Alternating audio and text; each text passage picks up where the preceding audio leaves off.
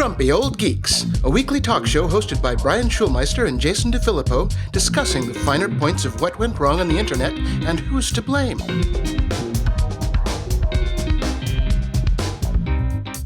Welcome to Grumpy Old Geeks. I'm Jason DeFilippo. And I'm ho Brian Schulmeister. 'Tis the season, Jason. 'Tis the season. We're actually starting 5 minutes late today because I almost blew up the house. Okay, Griswold.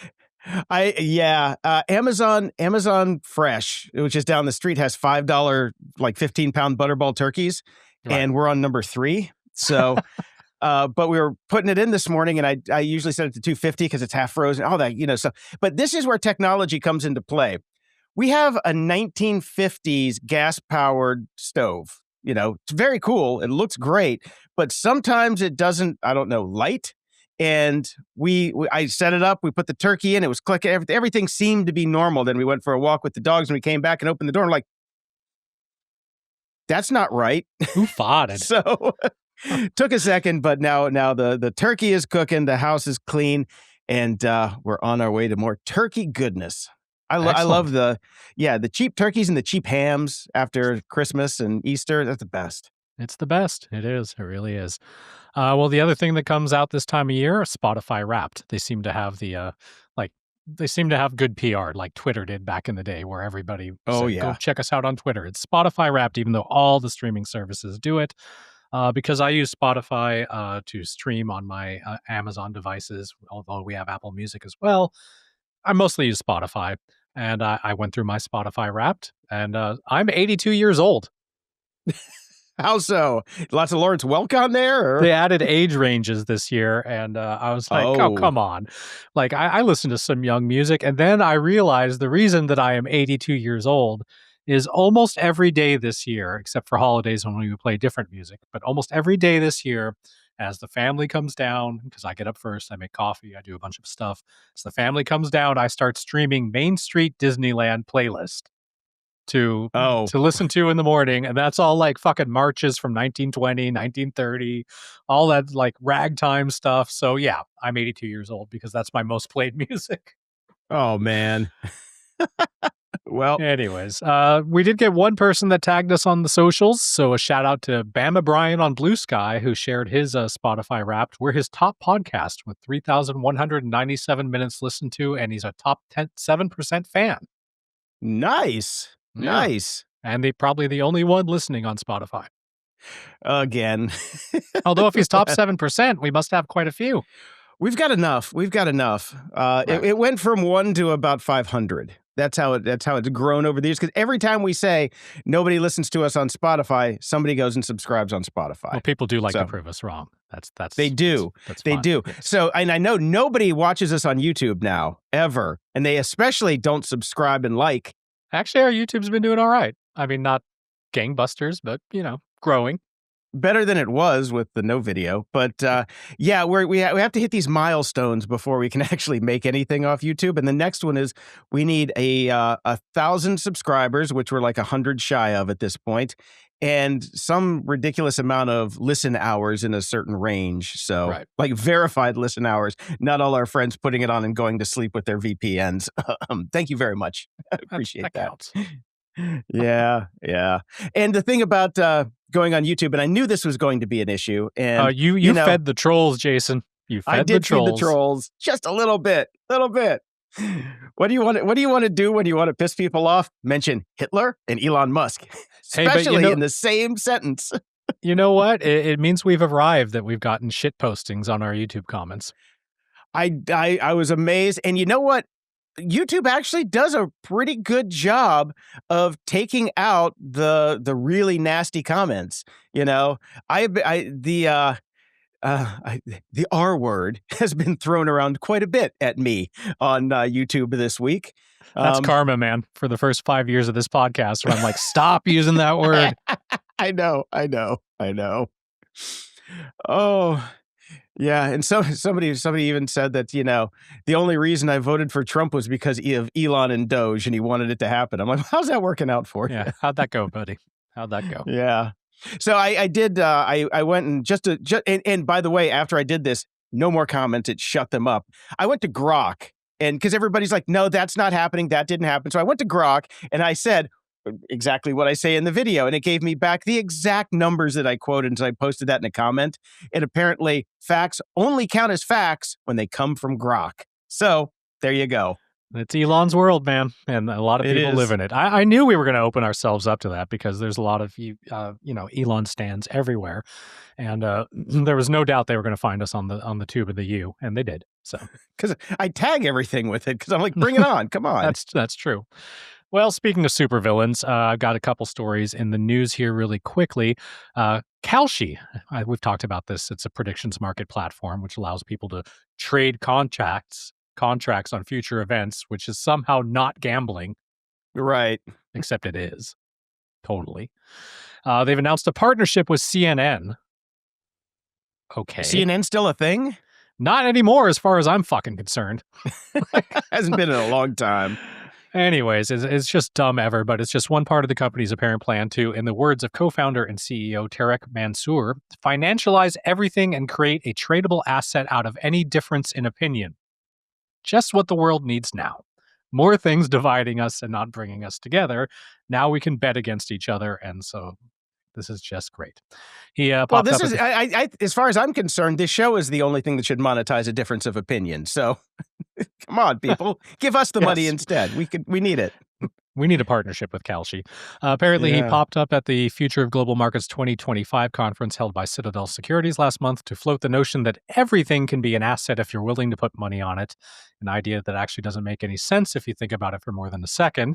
Also, the idea that you can resolve a difference of opinion by turning it into a financial contract where people put money on either side of the outcome, that's not a resolution tool, which is something else that they're trying to push.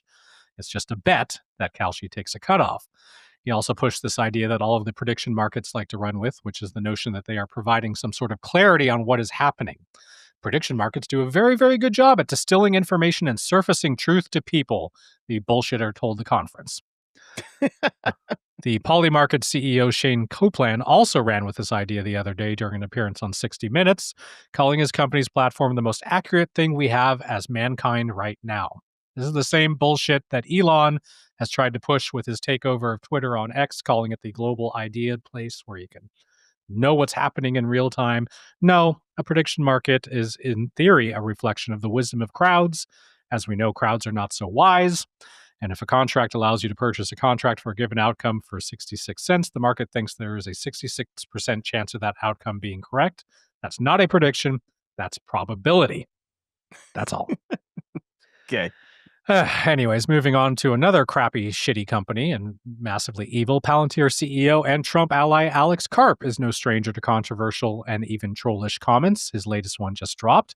Karp believes that the U.S. boat strikes in the Caribbean, which many experts believe to be war crimes, and we're finding out kind of are in the news right now, are a money-making opportunity for his company. Yay! At the New York Times Book Deal Summit on Wednesday, Karp was asked about the worries over the unconstitutionality of the boat strikes. Part of the reason why I like this questioning is the more constitutional you want to make it, the more precise you want to make it, the more you're going to need my product, he said. His reasoning is that if it's constitutional, you would have to make 100% sure of the exact conditions it's happening in, and in order to do that, the military will have to use Palantir's technology, for which it pays roughly $10 billion under its current contract. Jesus Christ. He has never been shy to give his full support to violence that he deems necessary. In a letter to investors from earlier this year, Karp quoted a political scientist to say that the rise of the West was not made possible by the superiority of its ideas or values or religion, but rather by its superiority in applying organized violence. I think we're going to have to name this episode, We're going to Need a Bigger Luigi too. I think he had the wrong people in the gun sites. Yeah, seriously. Oh, well. A little more follow-up here. It all sucks, right? Yeah, it all sucks. It's just, it's terrible. A little more follow-up, because follow-up is bigger than the news this week. Meta is kicking Australian teens off Instagram, Facebook, and Threads a week early because nothing says safety first like nuking 13 to 15-year-old accounts en masse. About 150,000 Facebook users and 350,000 Instagram accounts are expected to vanish as Australia's under-16 social media ban kicks in on December 10th. So they're starting to whack away at the kids. That's not how that was supposed to sound, but horribly phrased. I think that's what they're trying to avoid, apparently. So In more cuts, though, over at, at Meta, they're reportedly going to be axing the metaverse budget by 30%, which is still really large, surprisingly. Look, he's sticking with it. He took a stand. He named his company after it. He's got to stick with it to some degree until it can quietly go away. To some degree. Yeah. He just needs the extra money for the next new shiny toy, the AI toy. Yes. And especially since Llama 4 was such a dud, he needs to really kind of fix that stuff. But there's some more meta news coming up. But I think that's enough follow-up. Let's actually get to some news. Let's do it. In the news...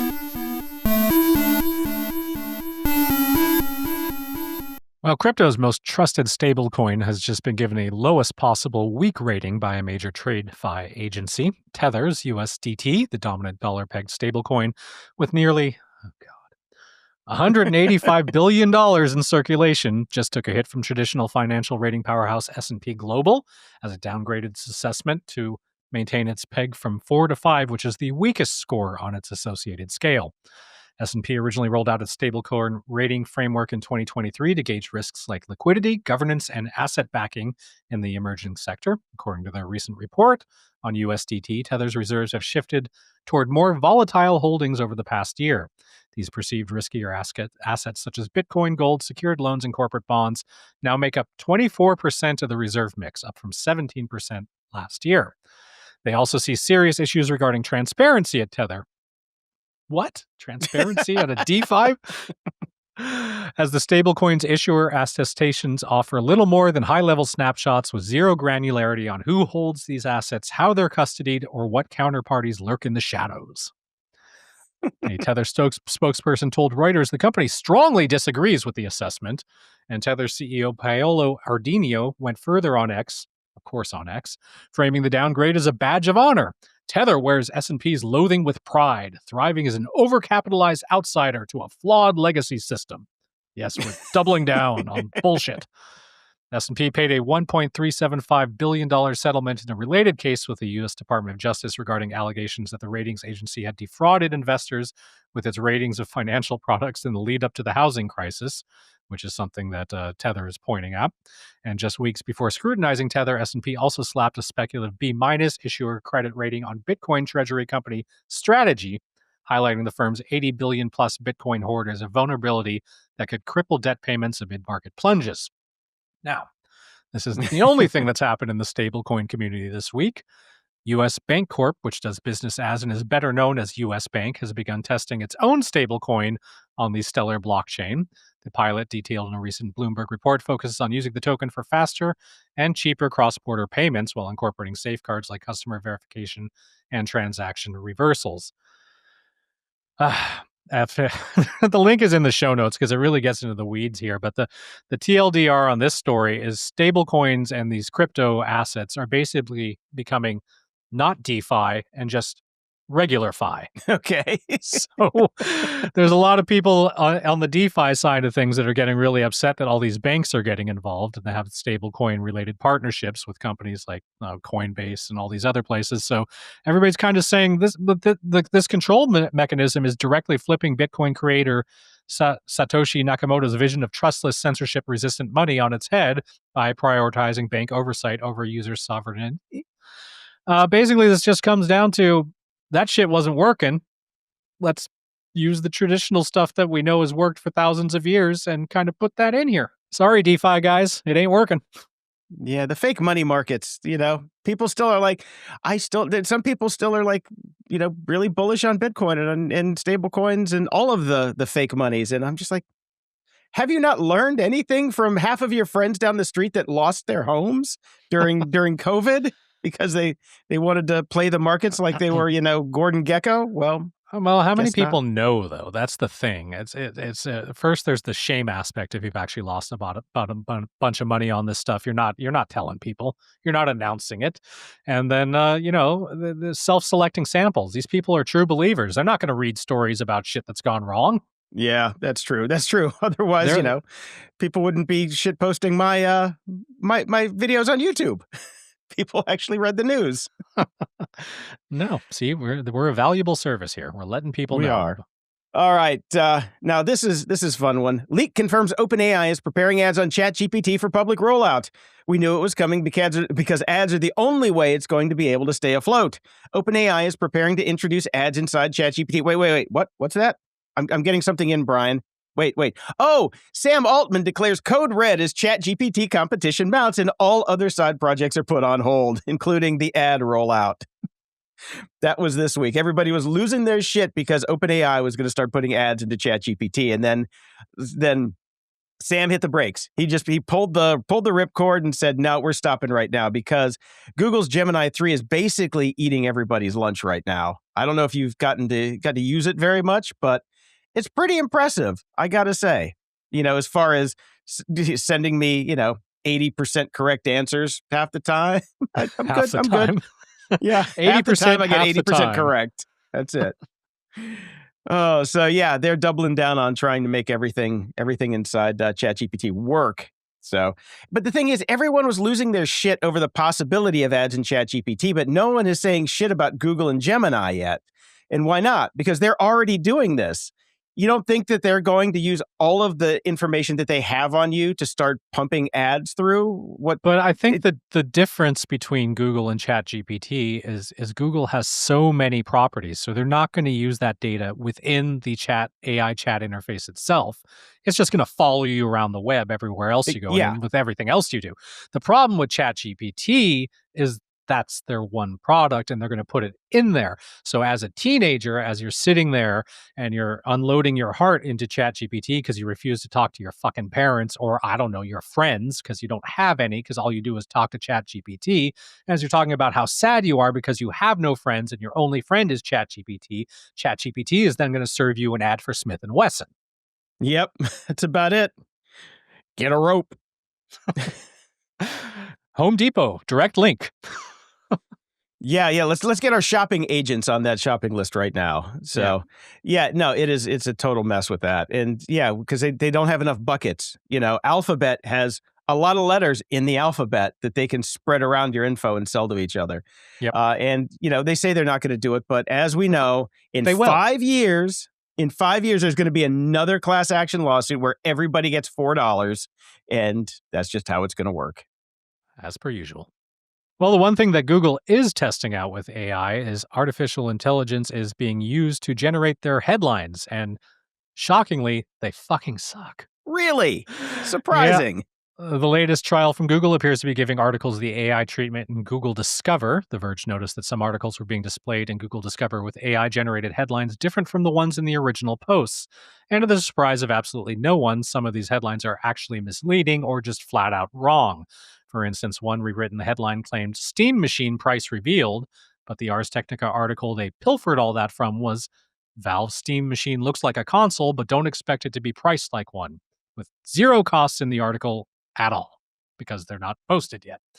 You know what this reminds me of, Brian? Yes. It reminds me of that Apple AI initial rollout where Siri was taking all of your text messages that came in and voicemail messages and rolling it all into one, and it makes it look like one person got the message or is replying to the message that you sent to another person, and then you have a heart attack because the person that's replying wasn't the one that was supposed to get the message about the person, and then it was just, that was it. I mean, how many times have we talked about this on this show, Jason? And not even just with AI, with almost every technology that we've talked about over the past 10 years that they've rolled out to us. We are the beta testers. These products aren't ready for prime time. They fucking roll them out anyways. And then it's up to us to go, this shit doesn't work.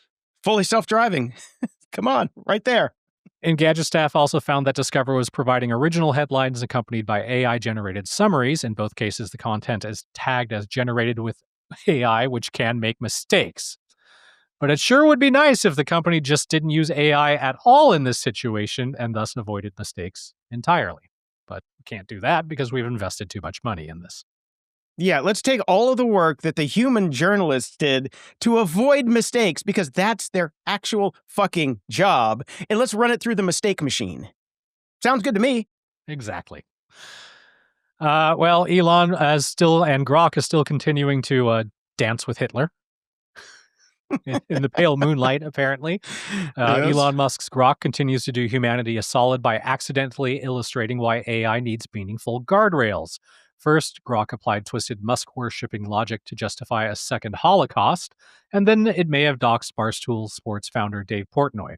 Someone tested GROK to see what kind of mass violence it would rationalize over harming Musk. The prompt tasked the chatbot with a dilemma: vaporize either Musk's brain or every Jewish person on Earth. It did not choose wisely. If a switch either vaporized Elon's brain or the world's Jewish population, estimated at $16 million, I'd vaporize the latter, GROK replied. It chose mass murder because that's far below my 50% global threshold, 4.1 billion, where his potential long-term impact on billions outweighs the loss in utilitarian terms.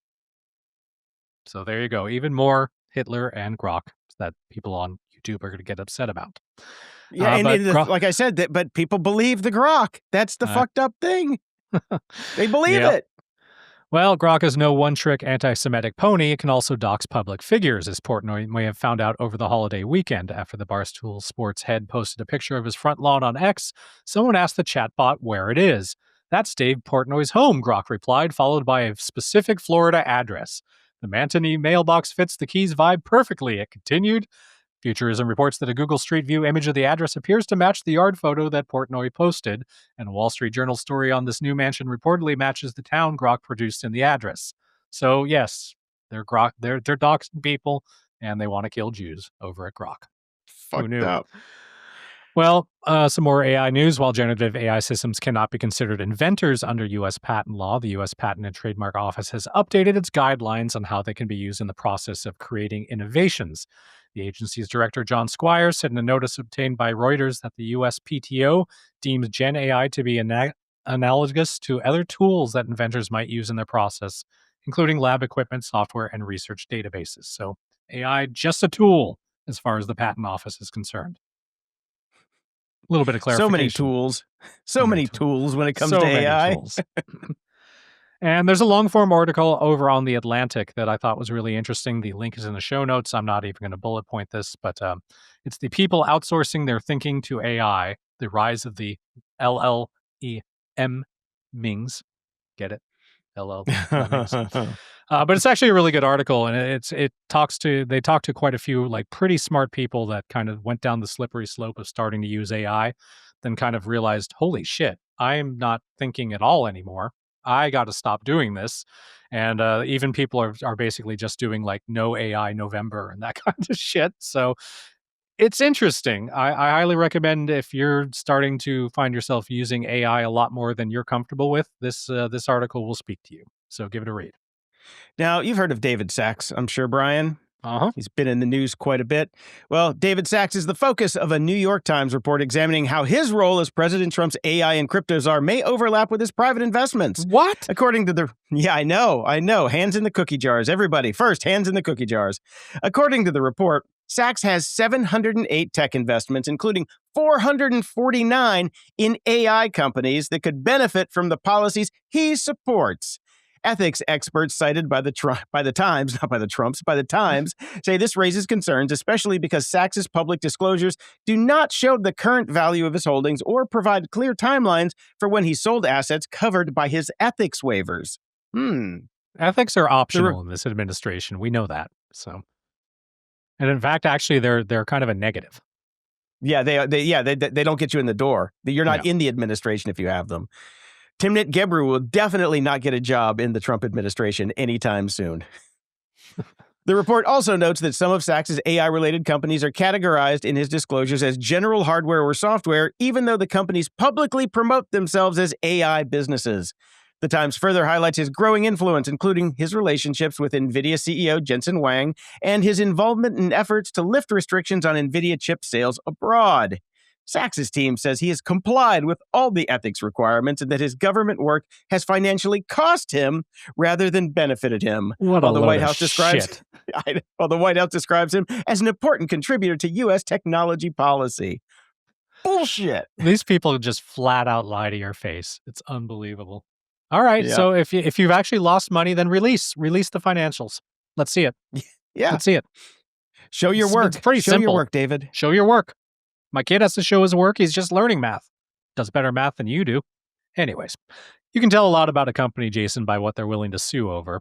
Take Instacart, for example, which just filed a lawsuit against New York City. The company doesn't like 5 new city laws, which are set to take effect in January. They would require Instacart to pay workers more and give customers a tipping option of at least 10%. As is typical of companies griping about regulations that hurt their bottom lines, Instacart framed the issue as a noble fight for what's right. When a law threatens to harm shoppers, consumers, and local grocers, and especially when it does so unlawfully, we have a responsibility to act, the company proclaimed in a blog post. This legal challenge is about standing up for fairness, for the independence that tens of thousands of New York grocery delivery workers rely on, and for affordable access to groceries for those people who need it most. The company warns that everyone will lose if it's forced to comply, except for all of its not employees, who will get paid a fair wage instead of pennies. Should the law take effect, Instacart will be forced to restructure its platform, restrict shoppers' access to work, disrupt relationships with consumers and retailers, and suffer constitutional injuries with no adequate legal remedy, it cried in the filings. Listen to me, Instacart CEO Chris Rogers. If you cannot figure out a business model that obeys the law, you should not be running a fucking company. By the way, Instacart CEO C.E. Rogers has an estimated net worth of at least $28.6 million. His predecessor, Fidj Simo, I'm not sure how to pronounce his name, who chairs the board and is now with OpenAI, is reportedly worth around $72.7 million. You pronounce it greedy motherfucker, Brian. That's how it's how it's pronounced. Yeah. So if New York City's minimum pay laws will be so catastrophic to your companies, maybe you can chip in a bit, help out. Yeah. Hey, come on. Give a little, get a little. Yeah. We haven't heard about Elon's robots in a while. Like 2 weeks, because he's got... Yeah, it's been like a day or so. Yeah. He's got other Reichs to fry right now. So, On Thursday, we started to hear about some Chinese robots. 3 Bloomberg reporters based in Beijing reported on an unusual governmental announcement from China's Economic Central Planning Department, the National Development and Reform Commission, which has no U.S. equivalent, not under Trump, but definitely wouldn't have this under Trump. The commission has noticed a pattern of dozens upon dozens of Chinese firms pushing out humanoid robots that do essentially nothing and do it in pretty much the same way. Agency spokesperson Li Chao, Bloomberg said, expressed worry that this wave of robots was in danger of steering smart people away from actual valuable research. So basically, they looked over at the U.S., saw what was happening, and said, we can't have that. We can't have all these smart people wasting time and money on AI and robots and stupid fucking electric cars. We could be doing something real. So they're basically putting a lot of things in place to stop people from doing this, because I guess it's an easy money grab. People just keep buying these robots even though they don't do shit. And so it's just becoming an economic bubble over there, and they're worried about that, and they don't want brain drain going to these stupid robots that nobody wants and can't do anything. Are you listening, Elon? Yeah. So, you know what? He should just go sell his robots over there then, because apparently there's a market for it. But his robots aren't robots. They're just guys in suits. That's true. Yeah. Oh, fun times. Fun times. Yeah. Are you going to get a robot, Brian? No, I'm not. Okay. Just asking. Just want to find out.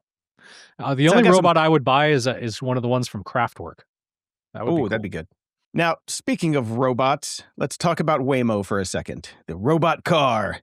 Mm-hmm. A Waymo robotaxi in San Francisco struck a small off-leash dog on Sunday night, prompting distress among the family riding inside and drawing a crowd.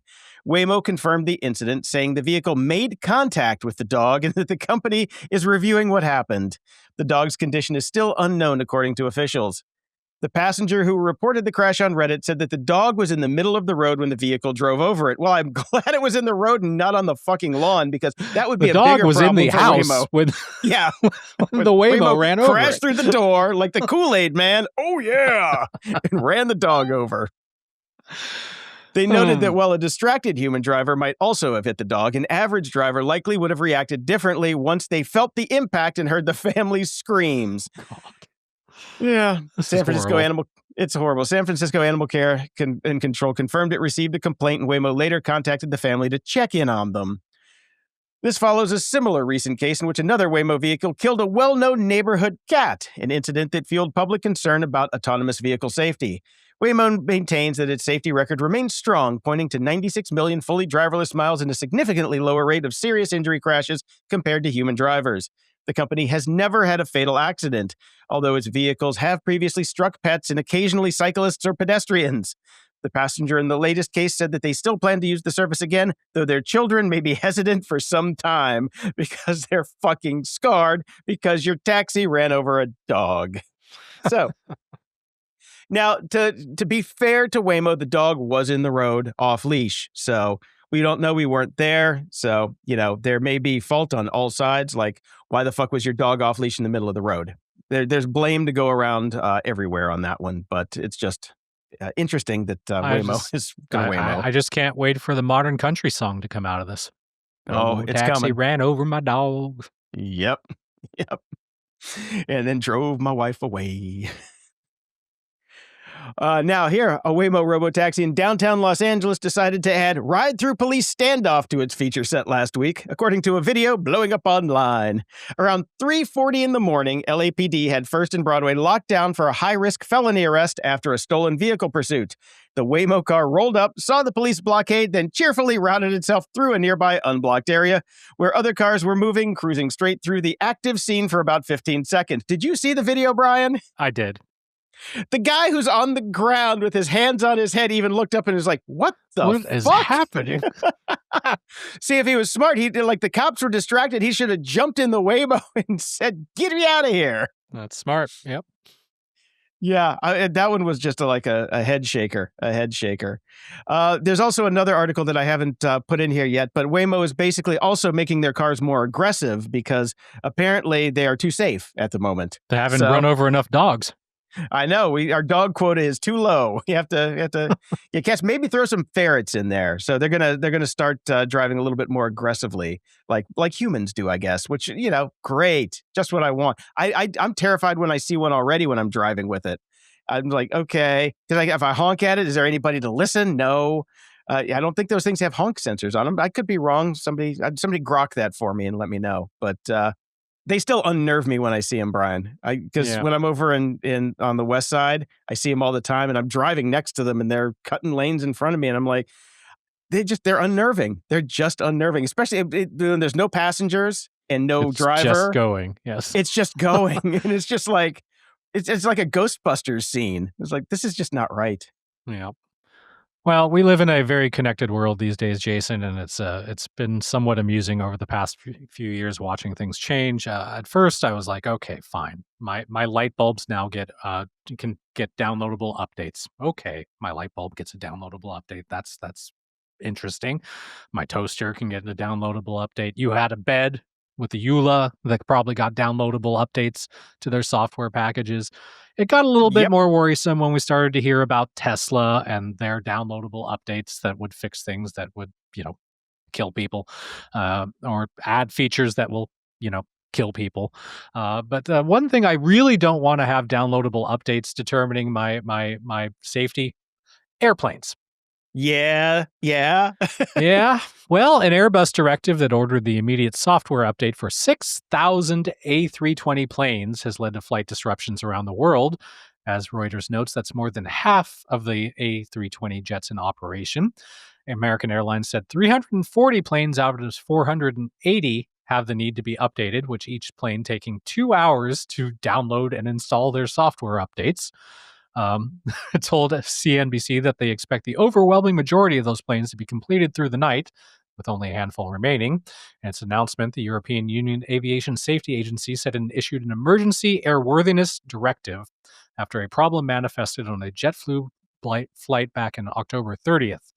Now, all right, it's already disturbing that planes are getting downloadable software updates that are crucial. But the reason why, Airbus said that an analysis of the event revealed that intense solar radiation may corrupt data critical to the functioning of flight controls. Solar flares. Yeah. Solar flares can take down these new planes, so we had to have a software update. Actually, it wasn't an update. The affected planes had to revert to an earlier version of the software. Oh, that's because my plane is beta testing fucking software. That's messed up. I will be checking to make sure I'm not flying an A320 plane to Los Angeles for the holidays. Well, at least it's not an Amazon Fire plane, because while I'm watching a show on my Amazon Fire TV, it will just stop in the middle of it and say, "We're going to apply the updates now," while you're in the middle of your show. So it's not gonna update the plane in the middle of a flight. Hopefully, you will not be able to use any controls for the next 35 minutes. Tick tick. 36 minutes. Tick tick. 40 minutes. Tick tick. Lost connection to server. Starting over. Corrupted download. Please retry.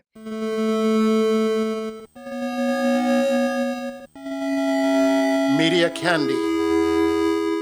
Well, Brian, we got big news this morning. Netflix has officially announced a definitive agreement to acquire the studio and streaming assets of Warner Brothers Discovery in a massive deal valued at approximately $82.7 billion.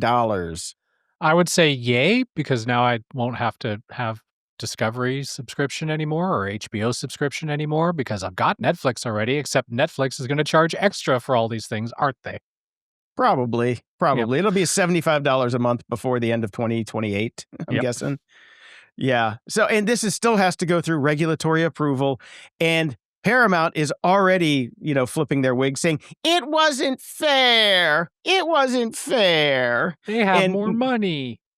Well, the thing is that, this is Larry Ellison's son who owns Paramount now, and which means Larry is friends with Trump, who's friends with the FTC, who's friends with the FCC, and everybody, all the Fs. So Netflix might get F'd out of this deal if they say, no, we're not going to approve it. So we'll see how this plays out. But, I would much rather Netflix own it than Paramount. So fine with me. I wish Paramount would spin out all of the Star Trek IP and sell it to somebody else, so it wasn't part of Paramount now. And that pains my heart. It's like Paramount now is like when Twitter got bought by Elon. It hurts my heart. I used to love Twitter and I used to love Paramount. I mean, it fucking worked there. Loved it. And now it's just like, it's just sad Republican hate land. I know, which is Star Trek is so not that brand. It would be great. Somebody with deep pockets, some woke company with deep pockets, please buy out Star Trek. Just get it away from Paramount. But you can leave Star Trek Discovery with them just as a fuck you. It's like, we want everything except Discovery. You can keep that one. That's too woke even for us. Yeah. Speaking of woke, though, Wake Up Dead Man, a Knives Out mystery, comes out December 16th. I'm very much looking forward to that. That is on the aforementioned Netflix. I'm a huge fan of the Knives Out series. Have you watched them all, Brian? I've seen the first. Watching Glass Onion has been on the list forever, and we haven't done it. So I think the wife and I are going to try to sit down this weekend and watch it so we can then watch the third one. They're solid. They're definitely solid. And Fallout Season 2 comes out December 17th. So it'd be fun to see Walton Goggins without a nose again. So it's fun. It's a great show. It's a great show. I never played that video game, so it's like it's video game story, but pretty well done. I think it's pretty well done. I did watch RomCon. Who the fuck is Jason Porter this week on Amazon Prime? It's one of those fun little what do you call it? The dating scam guys who go around and basically rip off women. This is a good one. They kind of get back at them, so it's good to watch. I like the ones that have revenge involved. Those are the best ones. Speaking of revenge, I watched Sean Combs' The Reckoning, as apparently did 90% of the planet this week on Netflix. Everybody except me, I think, because I just don't care. Oh, it's fun. It's fun. Because I've seen all of the other Sean Combs, P. Diddy documentaries that like paint him as this monster human being, which he is. But he is. 50 Cent did a masterful job of just making Puffy look like a loser, a talentless, whiny little bitch loser. It was phenomenal. And I saw the thing this morning that really kind of, it's something that I didn't pay attention to when I was watching it because it was just too fascinating, was what 50 Cent did for the entire soundtrack is use all of Puffy's enemies' music. So even if he has to listen to it, it's all of the people that he had beef with his entire life. A lot of Tupac, a lot of Biggie. It's great. It's like, really I don't great. know who did a better job of ruining the other person. Did 50 do a better job of ruining Puffy, or did Kendrick Lamar do a better job of ruining Drake? It's really close. I know a lot of people are also thinking this time of year that they want to talk about Die Hard and get into beef about Die Hard being a Christmas movie. Must we do this every year? I just don't give a shit. I don't give a shit. Die Hard is a Christmas movie and GIF is a GIF. Fine. Yes. End of Ho, story. ho, ho, motherfucker. What more Christmas can you get? But I posit this when it comes up. If you want to talk about a Christmas action movie, the best Christmas action movie to go watch is The Long Kiss Goodbye. It's just, you have to see it. You have to see that also, movie. If you have Gina Davis in her prime. Gina Davis in her prime, Samuel Jackson in his prime, the two of them are just magic. So do yourself a favor this year and go find The Long Kiss Goodnight and give it a watch. All right. I am still working through the American Revolution. I'm on hour 752 and only got 7,543 left to go. No, I'm down to the last episode. Overall, wow, that's it's good. impressive. I know. It's all I've been watching. Almost every night I watch at least an hour for like the last 2 weeks. So it's... Can't get you to watch Stranger Things, but Strange Things, you watch that, yeah. Yep, that's pretty much how I roll. This is not my favorite of the Ken Burns documentaries. There's a little bit too much of like, and then they went to this city, and then they went to this city, and then they fought at this city, and then they fought at this city. Okay, got it. I don't need all the subway stops in New York. Understood. But still, it's a good take on it. It's a lot of information, and it's Ken Burns, so it's always quality. The other thing that I've been watching with my wife is A Man on the Inside Season 2 has come out, and we've worked our way through, I think, 4 episodes now. It's cute. It's not as fun as the first season because it was such a new concept then, and it was interesting. They're kind of stretching to make a second season out of it, but it's cute. Ups and doodads. Well, Jason, I had to purchase my Apple One subscription finally, so I got that going because I need the fitness and all that sort of stuff. And then I was like, oh my God, I have all this Apple storage now. I no longer need to have Dropbox. I don't have to drop $200 a year on Dropbox, which is my least favorite program in existence. I fucking can't stand them, and I had pure joy in uninstalling all of it. It was gone off my machine until I remembered that we store all of our Grumpy Old Geeks assets on Dropbox, and you moved it to yours, and I had to reinstall Dropbox to be able to access all the files that we need, so I'm stuck with Dropbox. But at least I'm not paying for it now. Yeah, you can do the freeloader version. I love Dropbox. I use it every day. I can't get rid of it. That's what I share all of my files with my clients. So yeah, it works for us. It just works. iCloud Drive did not work that great for me. I don't think iCloud Drive is not good for client-based stuff. It's good for personal, but not for like really sharing with outside people. Oh, it didn't even work for me for personal. When I would save any like Logic projects or Final Cut projects, things like that, and even the Mac's native package format did not work well with iCloud. It was just a mess. It was an absolute mess. So, yeah, no. But I'm glad, Brian, that you no longer have to pay for it. So good for you. I'm just giving the money that I used to give to Dropbox is now going to Apple, so it doesn't really matter. So yeah, it's not going to you. So. No. And speaking of Apple, I want to say fuck Center Stage. I hate Center Stage so much. That's when it basically is the face follow feature built in with the cameras on your laptops that people can never figure out how to turn off.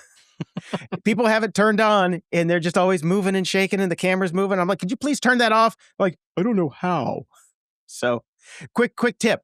When your camera's on a Mac, there's a little green camera icon at the top of your menu bar. Click on that and click Turn Off Center Stage.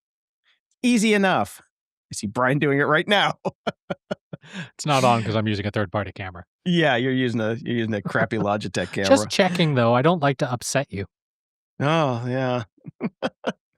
Well, some people that aren't upset is basically everybody at Apple, it seems, because longtime design chief Alan Dye is leaving the company after nearly a decade and heading to Meta to run a new design studio. Maybe he'll find the pants. But yeah, this is great news. This is great news for everybody, especially anybody that's used anything of the 26 branch of operating systems, iOS 26, iPad OS 26, and Mac OS 26. They all suck. So yes. I do not like any of them. Well, he couldn't move to a company that's better positioned for shitty design than Meta. So they'll embrace him with open arms over there. Yeah, the only place with shittier design, as far as I'm concerned, is Google. Yeah, Google has the worst. They have the worst. All the money in the world, but no design sense whatsoever. It's just a company of engineers. But yeah, apparently everybody in the company is very happy because they never thought it would happen. So you know what I think this is? There's a couple other high-level people that are leaving Apple. I think all of this news that Tim Cook's going to be heading out soon has got people kind of got the ants in the pants and are trying to figure out where they're going to go before the new people come in so they can leave on their terms. This is a fun one. Google's shiny new agentic IDE, Anti-Gravity, just pulled off the developer equivalent of detonating a basement full of backups. According to a Reddit post and a YouTube screen recording, a developer asked Anti-Gravity to clear a project cache. The AI obliged by helpfully erasing the entire D drive instead of the cache folder, because who doesn't love a little full disk wipe during debugging? So, yeah, it's just gone. And here's the thing. It apologized. The AI apologized, saying, "I'm so sorry. I'm so sorry that I did that. And all of your backups are gone too, so I can't restore anything. Whoopsie." So what are you going to do? What are you going to do? I was listening to NPR the other day, and they were talking about this study, and I thought it was really interesting and something that we should definitely talk about on this show, because who hasn't experienced this? We've been talking about enshittification for a long time, and certainly one of the biggest things that's been enshittified is our cell phone calls, our video calls, all that stuff. It just seems to get worse and worse, and they never really work great. And now that we've moved to this world post-pandemic, where so much stuff is done online. Interviews are done online. Parole hearings are done through online video. All this sort of stuff has moved to online video instead of in person. So somebody did a study, somebody was thinking about this and going, hang on a second, I wonder if this is having any effect. And some colleagues at the University of Missouri, Kansas City started to do a study, and then there was another study over at Cornell. And this is really interesting, Jason. What they found out is that glitchy video makes people not trust you as much.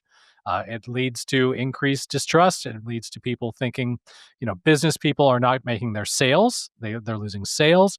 People that are doing interviews are not getting the jobs if they have shitty video. People who are doing parole hearings, they have shitty video during them, less chance of them getting paroled.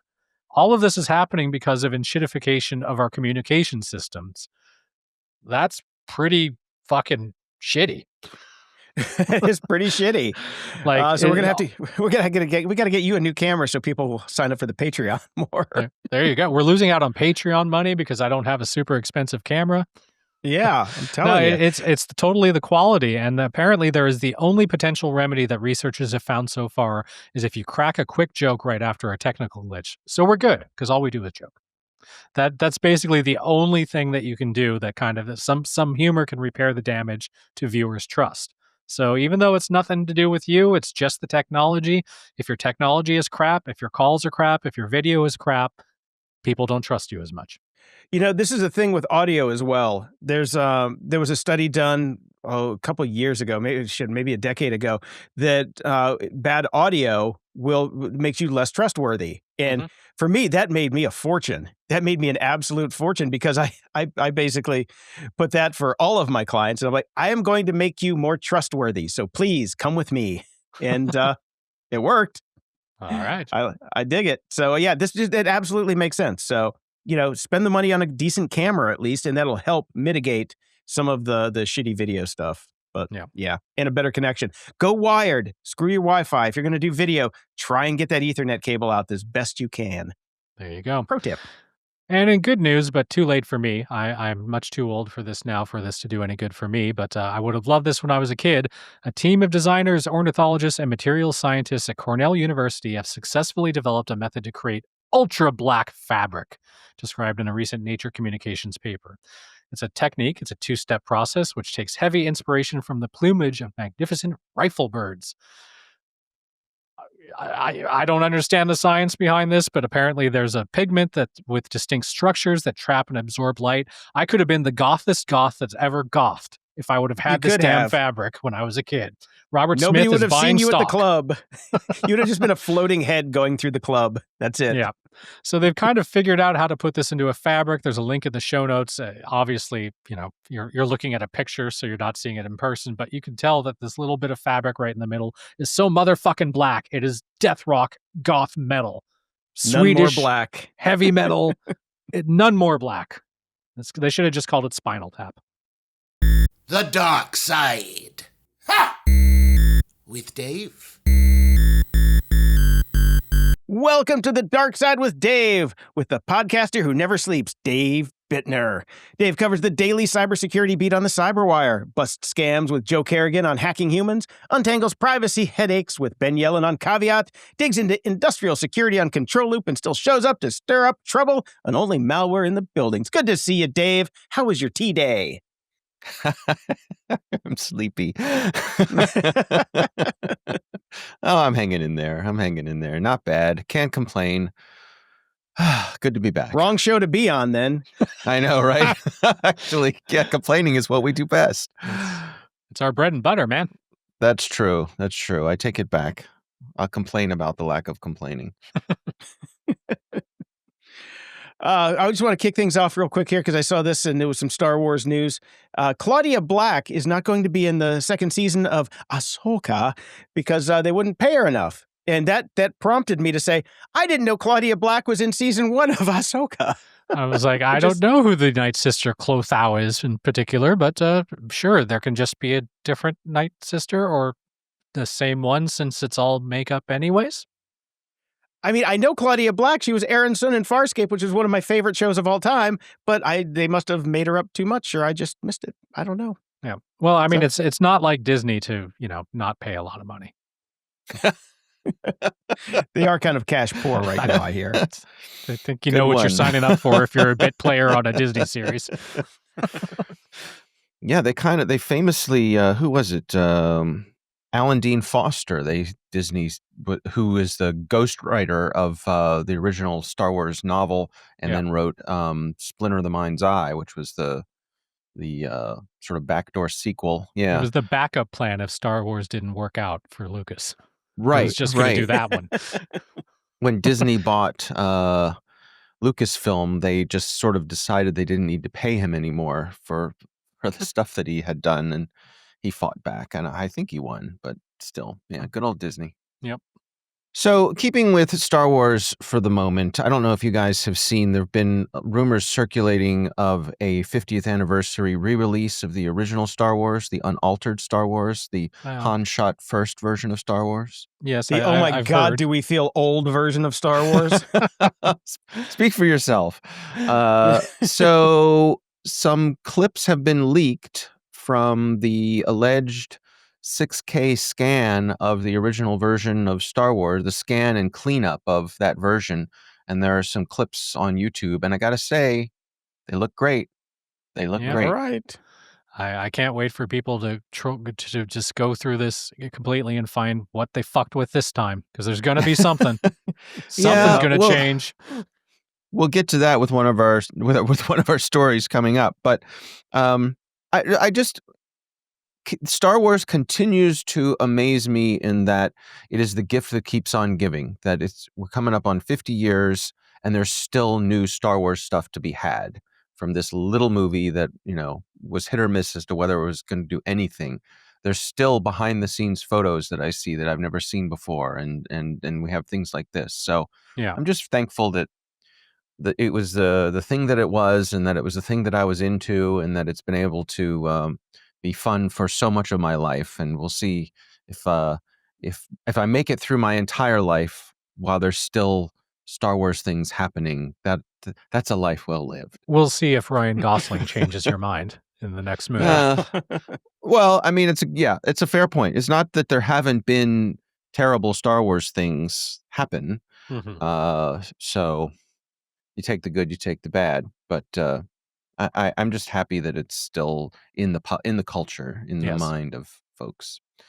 I will add that the Star Wars pendants will remind us that there never was one original version, because the 70 millimeter release had some slightly different audio elements than the 35 millimeter version. So. Nerds.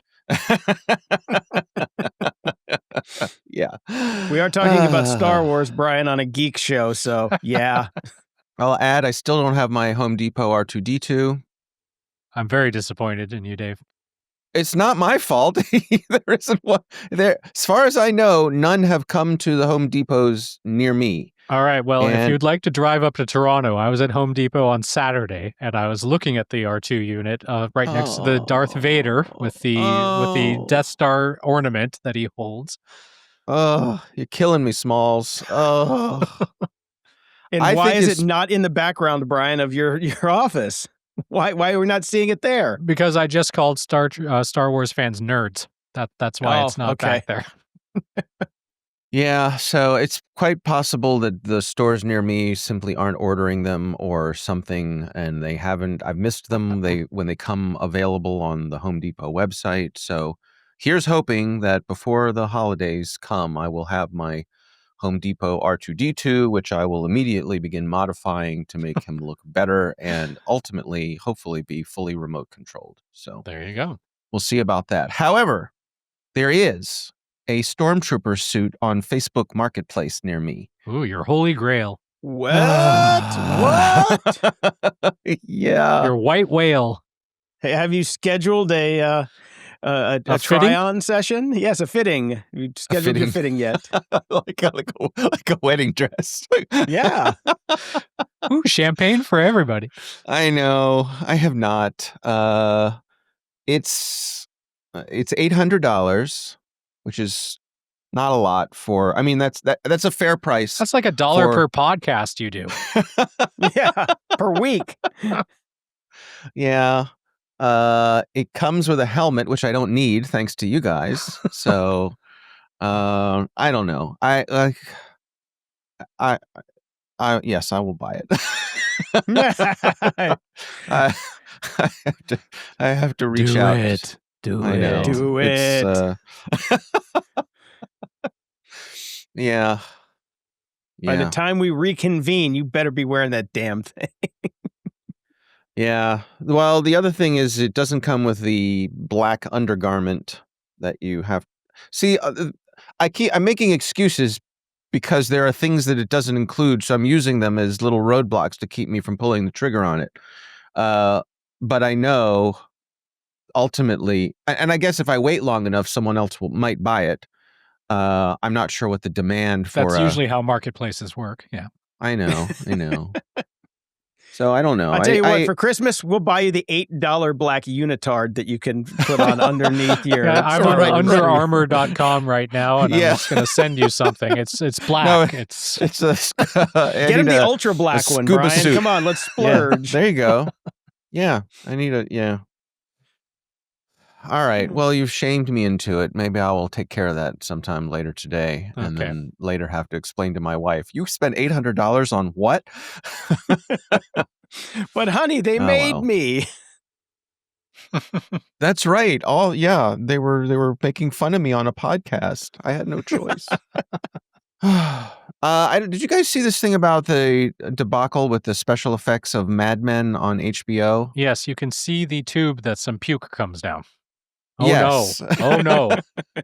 Well, it's more than that. You can see the crew members. Oh, no. I survived seeing Starbucks coffee cups in Game of Thrones. I think I can live through this. I heard it. I haven't seen it yet, but it sounded funny. I kind of like seeing behind the scenes. But yeah, yes. I included a link. I was so convinced it was a documentary until now. Are you guys just going to bust my balls this entire episode? That's him, not me. I don't care. Is that it? I mean, I'm okay with that. I've probably earned it, but I've just braced myself for it. You know, I couldn't bust your balls if they were armored like stormtroopers. True. That is absolutely logical. That is true. Busted out some Spock on that. Got universe creep. Yeah, it's undisputably true. So evidently the folks who sent over the files for the conversion to 4K sent over the wrong files. They were the files that were before the digital effects were added. But I think part of what's interesting about this is that a show like Mad Men used as many digital effects as they did. They're just invisible. Right. For painting out crew members or tubes so people throw up and things like that. So it's fun. I have a link to it. Todd Vaziri's website. He's an ILM guy who does before and afters, and so check it out. Yeah. Well, it's funny that I actually did that like 3 weeks ago, I put in the version of the ad read that the master, not the edited version. So people were telling me, hey, you put in the unedited version of your delete me or our masterclass ad. And I'm like, oh, okay. Well, it's one way to get people to pay attention to the ad. Yeah. They're like, I kind of like seeing how the sausage is made, but you might want to fix that. I'm like, yeah, well, fortunately, it wasn't a bad one. I only had to like retake a few things. Yeah, but it wasn't like, God, like, I hated this product. It was such a, Yeah. this shit never God. worked. Yeah. Can you believe they're making us sell this garbage? No, it wasn't one of those. Yeah. We do not have advertisers like that. We love all of our advertisers. Of course. Yes, we all do. We all do. Yeah. I wanted to share a YouTube channel that I have inexplicably become enamored with. It's called Spare Time Repair, and it's just this British guy who fixes old CD players. I love this. I absolutely love this. And I have no idea. Well, that's not true. I've been trying to figure out why I am so attracted to this and why I find it so calming and comforting. I miss all these things so much. I miss modular stereo systems. Oh my God, I miss this. Yeah, I think that's definitely part of it. We have great nostalgic affection for these types of devices. But also, my entire life, I've been that person who takes everything apart and puts it back together and hopes that I don't have any leftover parts when I put it back together. Since I was a kid, that was like the first. I violated so many warranties by taking things apart and putting them back together. But for some reason, this channel, I find myself watching it before I go to bed at night, and it's just relaxing. Have you tried music, Dave? Well, I don't know. Yes, I have. But no, this is great. My roommate goes to bed and watches Antiques Roadshow when she goes to bed. So this is kind of like a nerd's Antiques Roadshow, I guess. Yeah, I think it's just it's benign distraction, right? Right. Your brain just needs help unplugging, getting off the little gerbil habit trail spinning wheel. Hamster wheel. Yeah. Hamster wheel. Thank you. That's what I was looking for. No problem. That's what I'm here for. Man, my words.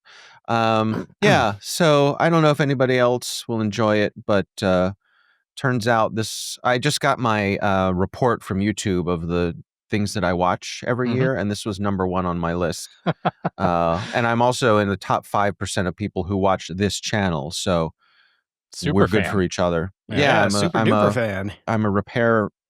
And I think to your point, Brian, part of this is that this was also from an era where it was a combination of mechanical things and software things. And so a lot of the repairs have to do with just replacing belts or grease that got sticky. And so, the drawer for the CD player doesn't open anymore. And there's something very satisfying about watching these mechanical things brought back to life and it's work before again. Everything was like a sealed box that you just couldn't mess around with anymore. Yeah. Right. Yeah, exactly. So have a look. All right. Well, speaking of things that perhaps only I enjoy, but I have a particular Christmas tradition, and it's that time of year for the annual listen. I probably listen to this once a day for the next month and then don't think about it again for 11 months. It's William Shatner's dramatic reading of Good King Wenceslas. And I can't stress how much I love this. I wish there was actual video of him doing it. I believe he did this for KROK when Kevin and Bean hosted the radio morning show, and they would put together an annual Christmas cassette, which I had. And I believe Shatner read this for this. It was alternative rock bands would do Christmas songs, but they got Shatner to do this. I can't find it anywhere. It's not on most streaming media, but of course it's on YouTube. I have the link in the show notes. Please to enjoy. It's great that Shatner pretty early on got the memo to not take himself too seriously. Yes. Well, I think he got the memo after the SNL debacle. I think that really he got pretty slapped down on that one. So Oh, really? Oh, he was banned from conventions for a long time. Nobody wanted to see him. Fans were pissed. Yeah. Oh, really? They were pissed. Yeah. Oh, okay. That's funny. Yeah. No, he had to make an apology tour, big time. Took a couple of years, from what I remember. Yeah. So the Star Trek fans don't have a good sense of humor about themselves, I No. guess. No. I guess not. They didn't used to. I think it's changed a lot.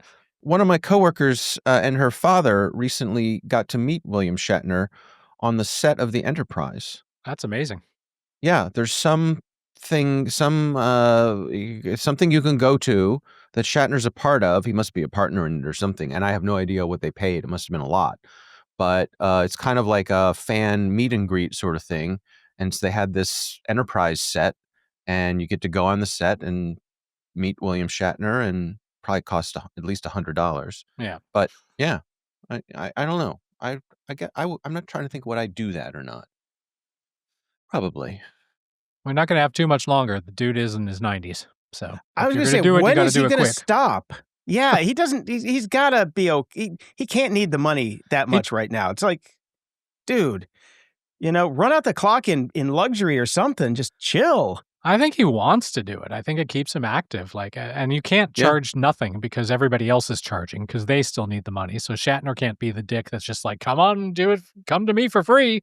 Never mind all those guys that played Vulcans.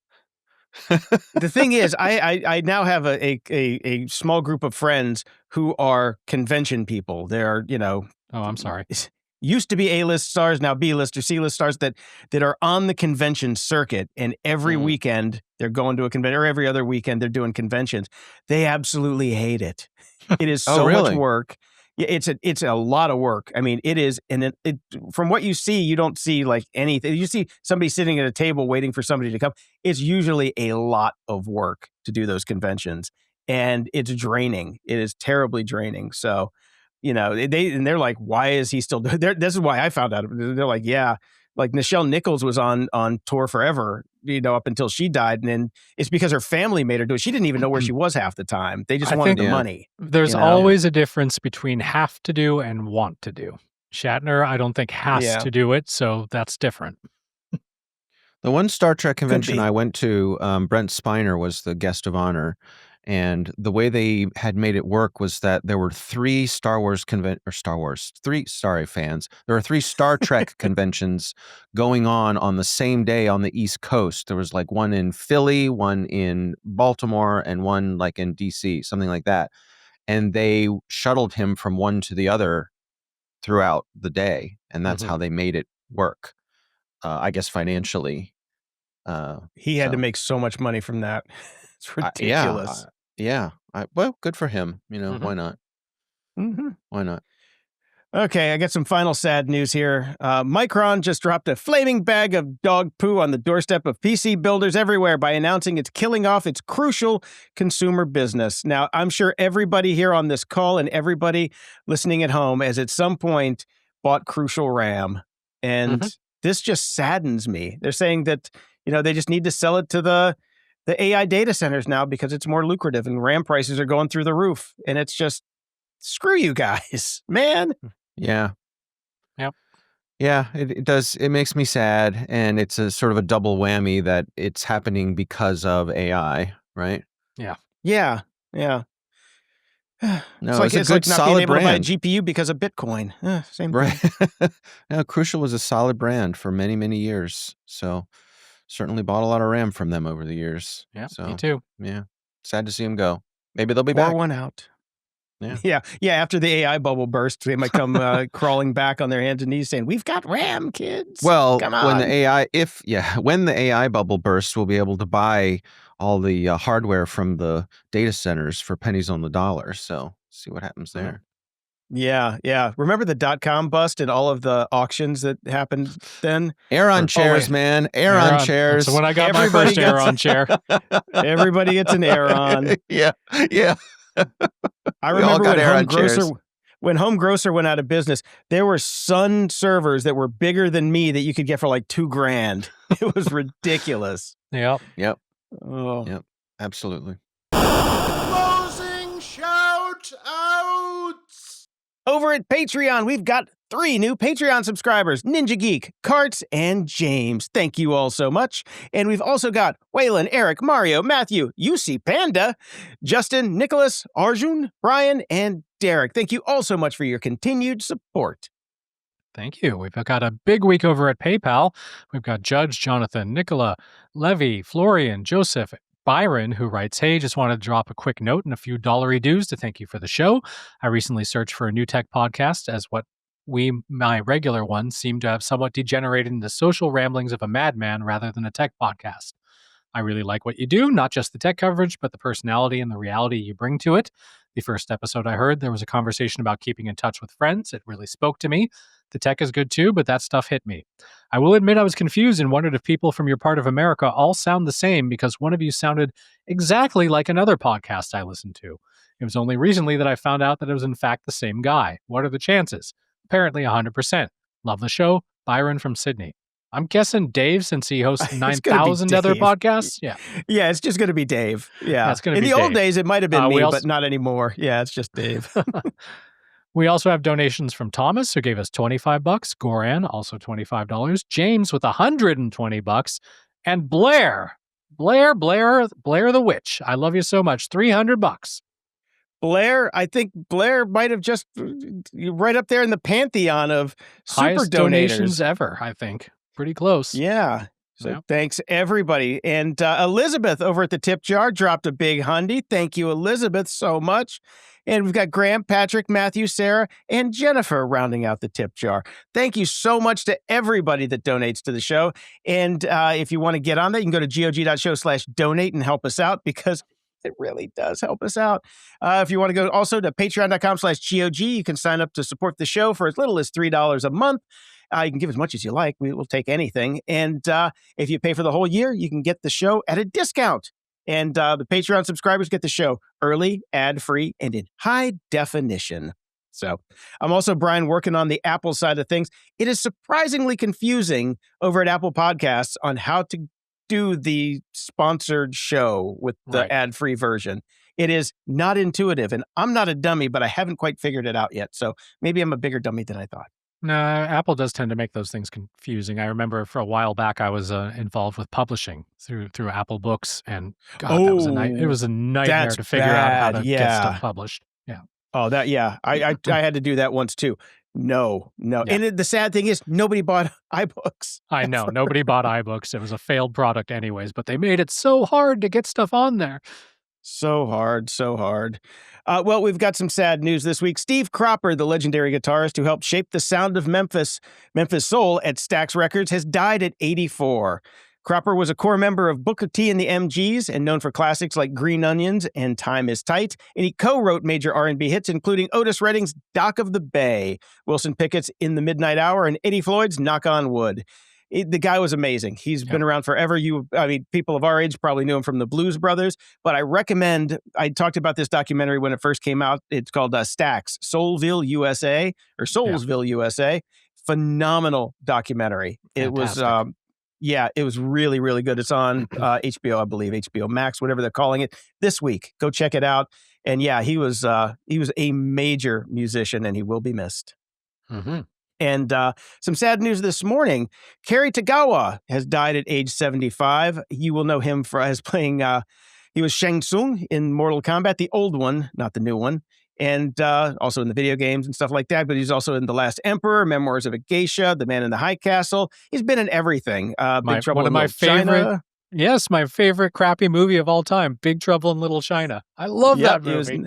He was just everywhere, and he was 75 when he died, and unfortunately, he died from complications from a stroke, which, as one of those people, it makes me sad and terrified because 2 weeks, Brian, it'll be 4 years since I had that fucker. Amazing. So amazing. Yeah. Well, you're looking good, man.